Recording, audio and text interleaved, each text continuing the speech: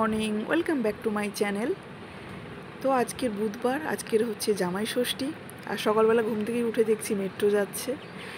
আর এখন গাছ লাগানো হয়েছে, তো ওই জন্য খুব সুন্দরও লাগে চারিপাশটা। একটু চারিদিকে গাছ, ফুল গাছ এইসব ভর্তি। আগে আমাদের ছিল না, এখন লাগানো হয়েছে গাছ। আর এটা হচ্ছে আমাদের ডাইনিংয়ের তোমার জানালার এখানে লাগানো হয়েছে। আর এইটা যে তোমরা দেখতে পাচ্ছ, এটা একটা জোয়ান গাছ।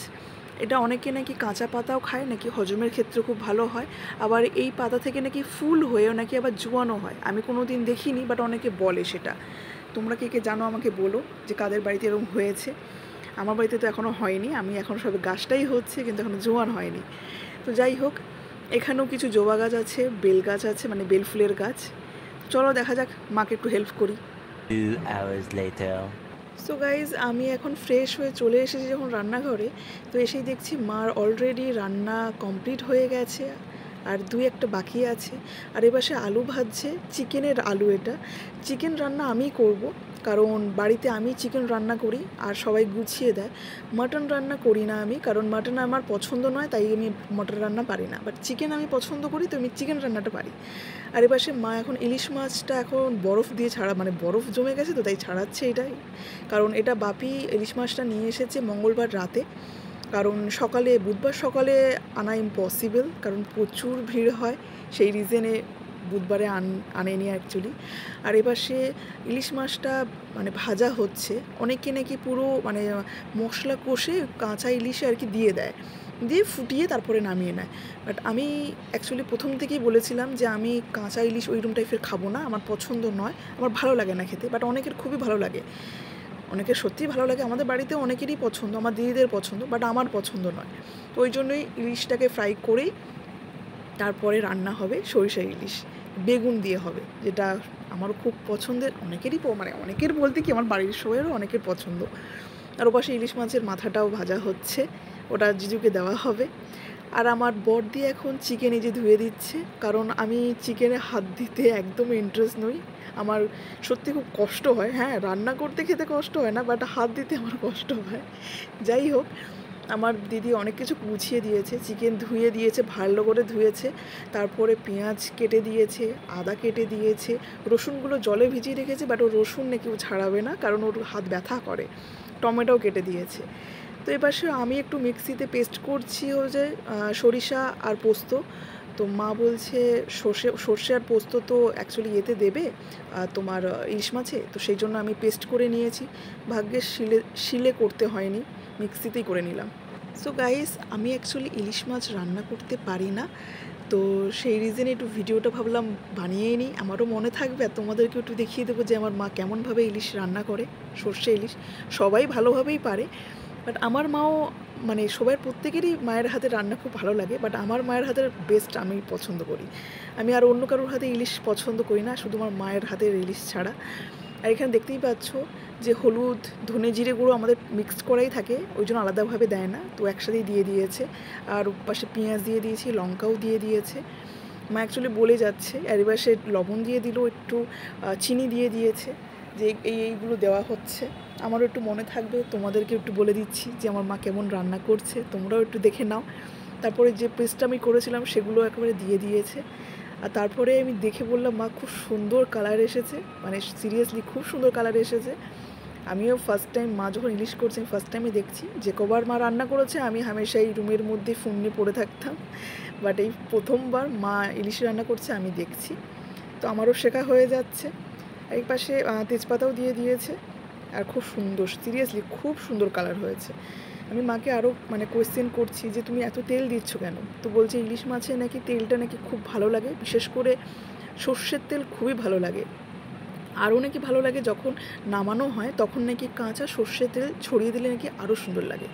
তো তারপরে দেখলাম কিছু মানে কাঁচা লঙ্কা দেখলাম দিয়ে দিচ্ছে। আমি বললাম, মা ভীষণ ঝাল হবে, কারণ যখন করেছিলাম মিক্সিতে যখন পেস্ট করেছিলাম ওখানে অলরেডি আমি লঙ্কা দিয়েছি, তারপরেও এখানে লঙ্কা দিয়েছে। তো মা বলছে এটা গোটা লঙ্কা প্রবলেম না, বাট যাদের ঝাল কম লাগবে তারাই ঝালগুলো খাবে। আমি বললাম আচ্ছা ঠিক আছে, এতগুলো সিস্টেম আছে আমি জানতাম না, সেটাও একটু জেনে নিলাম। নেক্সট টাইম আমি সিরিয়াসলি আমি ইলিশ মাছ রান্না করব, সেটাও আমি তোমাদের দেখাবো। আর এবার সে বেগুন ফ্রাই করাই ছিল, সেটা মা ঢেলে দিল বেগুনগুলো। আমি বললাম তারপরে যে বেগুন তো এতগুলো মানে গা চুলকোবেও, এটাও বলেছি। মা বলছে না, প্রত্যেকের জন্য 1 পিস করেই নেওয়া হয়েছে। তারপর জল ঢেলেও দিল, দিয়ে একটু জাস্ট একটু ফোটানোর পরেই অ্যাকচুয়ালি কালারটা আরও ভালো আসছে। তো আমি একটু ভেবেছিলাম একটু টেস্ট করবো যে ঝাল হয়েছে কি না। মা বলছে না, একদমই ঝাল হবে না। তো কালারটা বেশ ভালোই আসছে। তারপরে মা দেখছি এখন মাছগুলো এবার আস্তে আস্তে সব দিয়ে দিচ্ছে। মানে বেশি সময় লাগলোই না, ইলিশ মাছ রান্না করে যা দেখলাম বেশি টাইম লাগে না। কোনো রান্নায় বেশি টাইম লাগে না যদি জোগাড় থাকে, যেটাকে বলে গোছানো থাকে, তাই না? যদি সব গোছানো থাকে তো সিরিয়াসলি রান্না করতে বেশি টাইম লাগে না।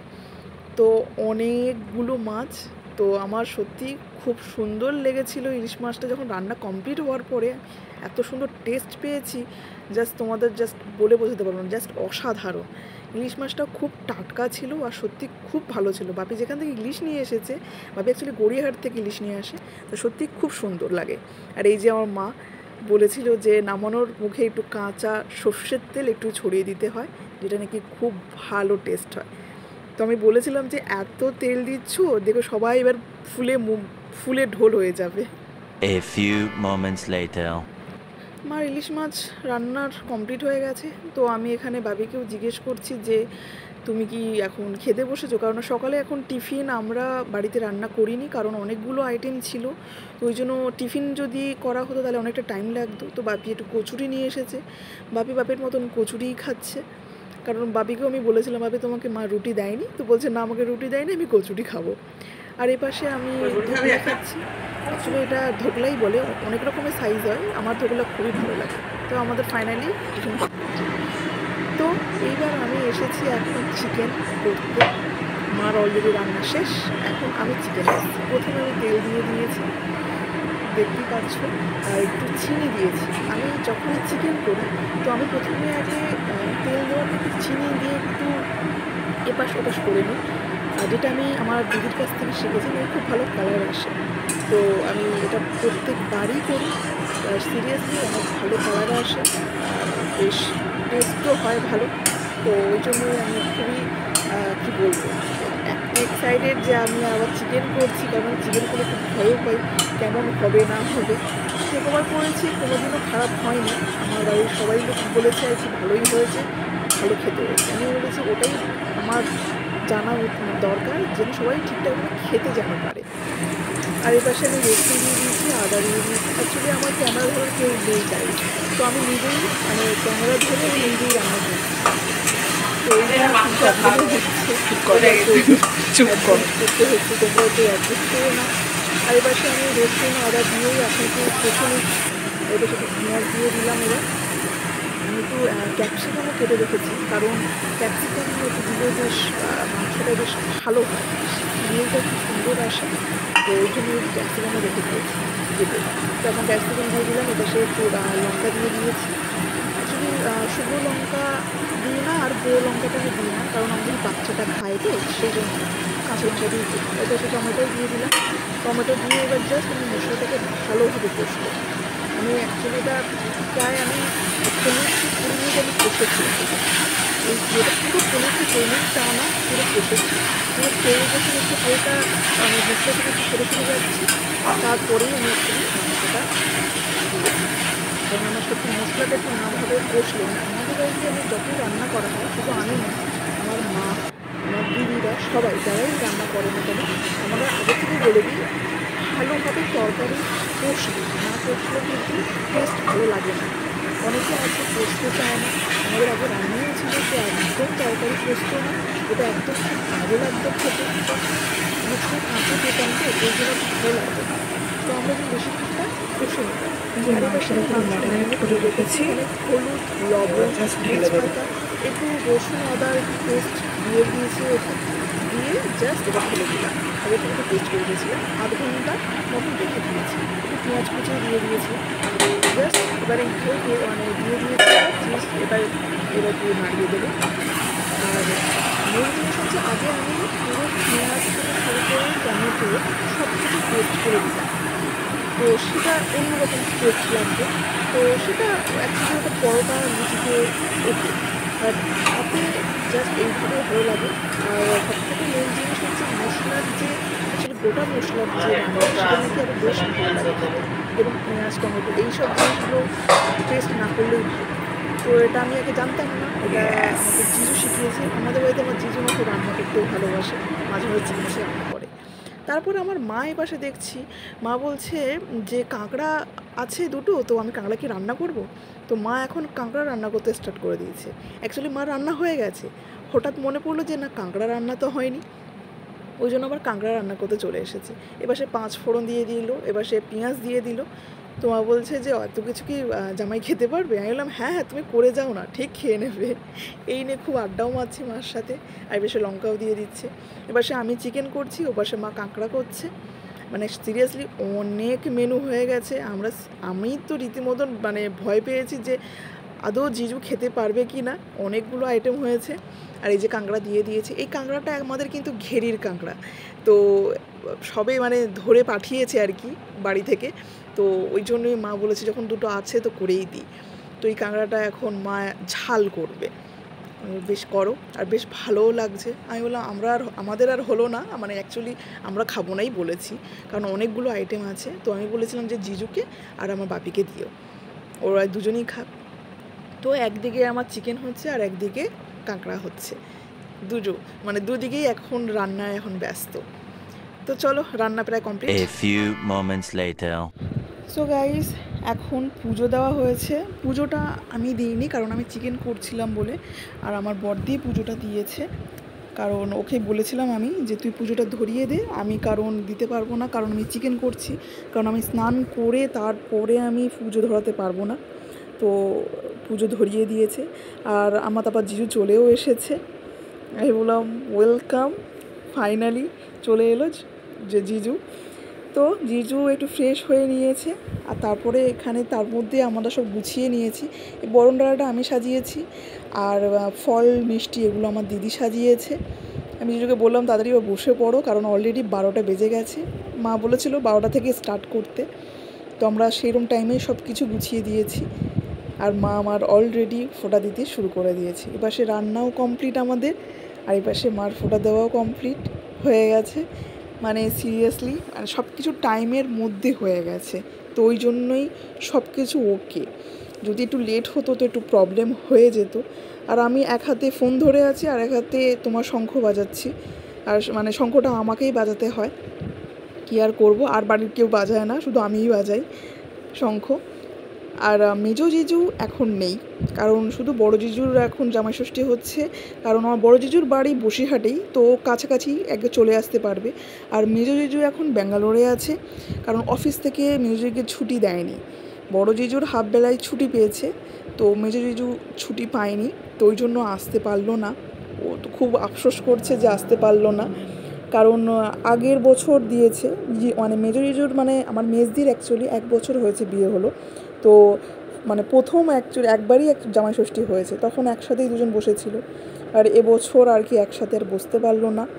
তো মা বললো যে আমি ভিডিও কলে মানে ফোঁটা দেবো। তো আমি বললাম তো ঠিক আছে, রাতে তাহলে সব মানে ভিডিও কল করা হবে, তখন মেজদিও চলে আসবে, তখন সব সাজিয়ে তখন তুমি মেজো জিজুকে ফোঁটা দিও। তো ওটাই এখন রাতের স্টেপটা এখন বাকি আছে, এটা এখন দুপুরের স্টেপ চলছে। জিজু বেশি কিছু খেতে পারলো না, কারণ জিজু অ্যাকচুয়ালি মিষ্টি পছন্দ করে না, ফল টুকটাক। তারপরে আমরা একটু বললাম যে তোমরা একটু মানে বসো, কারণ তোমাদের একটু ফটো তোলা হবে, কারণ ফটো একটু না তুললে ভালোও লাগে না, তাই না? জামাইষষ্ঠীর দিন একটু ফটো তোলা হবে, তাহলেই তো এক্সাইটেড বেশি। মানে আমার জিজু তো বেশি খুশি হয় যখন আমার জিজু একটু ফটো তুলতে খুব পছন্দ করে অ্যাকচুয়ালি। আর এই যে আমাদের বম্বাও চলে এসেছে, ওর আজকে স্কুল ছিল, ওর মানে স্কুল শুরু হয়েছে, ও গরমের ছুটি ছিল, ও তাই জন্য বসিরহাট চলে গেছিলো। তো আবার মানে স্কুলে আবার স্টার্ট হয়ে গেছে, ওই জন্য আবার চলে এসেছে। তো আবার শুরু হলো স্কুল, তোমার বুধবার থেকে স্কুল শুরু হলো ওর। তাই এবার সে বাপিকেও বললাম যে তুমি চলে এসো, তো একসাথেই সবাই ফটো তোলা হবে। তো চলো সবাই এখন খাবারের দিকে যাওয়া হোক। তো এই যে আমাদের লাঞ্চ কমপ্লিট, তোমরা দেখতেই পাচ্ছ, তোমাদের এক এক করে দেখাচ্ছি। এই যে চিকেন করেছিলাম আমি, ওর পাশে চাটনিও আছে, মিষ্টি, এই যে 1 2 3 মানে 3 রকম ভাজা, এপাশে পেঁয়াজ দিয়ে ডাল, ওপাশে চুনো মাছ হয়েছে, আর এপাশে ইলিশ মাছের মাথা, ওপাশে কাঁকড়া আছে, ওপাশে ইলিশ মাছও আছে, এই যে ইলিশ মাছ। তো আমার সব কিছুই গুছিয়ে দিয়েছি, গ্লাসে জল দিয়েছি, কোল্ড ড্রিঙ্কসও দিয়েছি। তো জিজু তো দেখে জাস্ট বললো বাপরে আমি কি করে খাবো এত কিছু। এবার সে মিষ্টিও দেওয়া হয়েছে, তো বলেছে মিষ্টি তুলে নাও, কারণ মিষ্টি জিজু পছন্দ করে না, বাট দইটা খায়, কিন্তু ও বেশি পছন্দ করে অ্যাকচুয়ালি কোল্ড ড্রিঙ্কস। তো আমি বলেছিলাম যে পুরো কমপ্লিট করবে খাওয়াটা, একদম নষ্ট করবে না। তো সিরিয়াসলি আমার জিজু সব খেয়েছে, অল্প অল্প করেই সবই খেয়েছে, মানে শেষই করেছে, অল্প বলেই বলছি না, আমি সবই শেষ করেছে। শুধু চিকেনটা আর খেতে পারলো না জিজু, কারণ আর মানে চিকেনটার জন্য আর জায়গা ছিল না। তো বাদ বাকি জিজু আরামসে সব খেয়ে নিয়েছে। একটু প্রবলেম হয়েছে খাওয়া দাওয়ার পরে, একটু জিজু প্রবলেমে পড়ে গেছিলো, বাট গাছের আম, সব গাছের দাঁড়া দেখিয়ে দিই। ও না, কোথায় সব গাছের না, আমটা নিয়ে গামলাটা গাছের 5টা ফল দিতে হয়। আচ্ছা ফল জামটা ছোট, তাই জন্য এই যে ভেতরের দিকে আছে, এই যে মিষ্টি জল আর এই যে বন্ডলা রেডি। আর আমার জিজু আছে ফোনে, কেউ একটু দেখিয়ে দে। দাঁড়া নট রুম। এই হচ্ছে আমার জিজু ফোনে রেডি। ও আমি পেছন দিক করে রেখেছি না। তোমার কত মিনিট লাগবে? হ্যাঁ, কত মিনিট লাগবে? কাটছে। কত মিনিট প্লিজ লাগবে? আমাকে নিস না। কত মিনিট লাগবে বলো না। এটা ফুটে নি তো। ও ফুটবেও না। উঠবে তো না, নিজের স্বাস্থ্য সেই ইয়ে থেকে মা তোমাকে দেখতে মোবাইলের উপরে লাগাও। না না, একটু হ্যাঁ ওরম করো মুখের সামনে। তোমাকে দেখতে পাচ্ছে। দেখতে পাচ্ছ? হ্যাঁ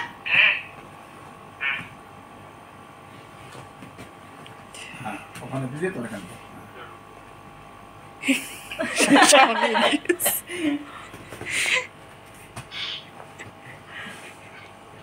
জামাই ষষ্ঠীর জ্বালা। সত্যি ওখানে শুয়ে রাখো। যেখানে ওই ক্যামেরার ওইটা ওইখানে দাও, এই যে হ্যাঁ। ওখানে ও বড়টা দাও। ধান দুর্বা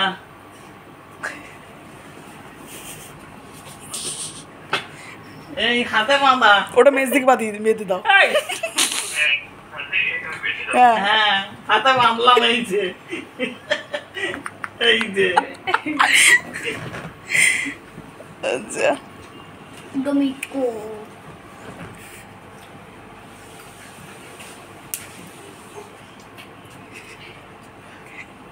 নতুন ড্রেস নিয়ে ওইটা পরে তোমার শুটিংটা বসা। কি বলবে আর। নতুন ড্রেস কই? ড্রেস কই? ড্রেস এখানে নতুন ড্রেস যেটা কিনেছে, যেটা আছে সেটাই পরতে ওইটা পারতো। হ্যাঁ মা।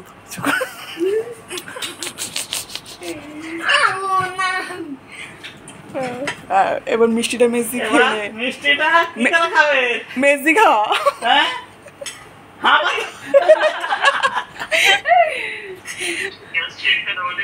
জিজু একটা বড় করে হ্যাঁ হ্যাঁ করে নাও, হ্যাঁ করে নাও। আ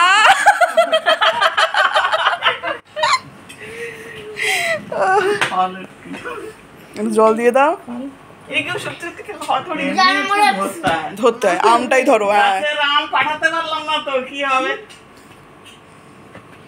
এই যে জল খেয়ে নাও, বাহ। ও কি খুশি হচ্ছে দেখে। কে? ওই যে ঠিক আছে হ্যাঁ জামাগুলো হ্যাঁ হ্যাঁ মেজি এবার ইয়ে কর, মা একটু পায়ে করুক, প্রণাম করুক। আয় পা পা পা দেখতে পাচ্ছে না। বলে প্রণাম করে পাঠাতে। এই যে ঠিক আছে ঠিক আছে ঠিক আছে ঠিক আছে এই যে cat, এই যে cat, এবার cat। এবার করে টাটা। ইয়ে কথা বলবে এখন। ও আচ্ছা আচ্ছা আচ্ছা। সো ফ্রেন্ডস, ফাইনালি আমার জিজুরও জামাই ষষ্ঠী হয়ে গেল ব্যাঙ্গালোরে বসে ভিডিও কলে। তো ভিডিওটা কেমন লেগেছে তোমরা জানিও, আর যদি ভালো লেগে থাকে তো একটা লাইক করে দিও, সাবস্ক্রাইব করে দিও। ওকে, তো চলো বাই, গুড নাইট, নেক্সট ভিডিওতে দেখা হচ্ছে, টাটা।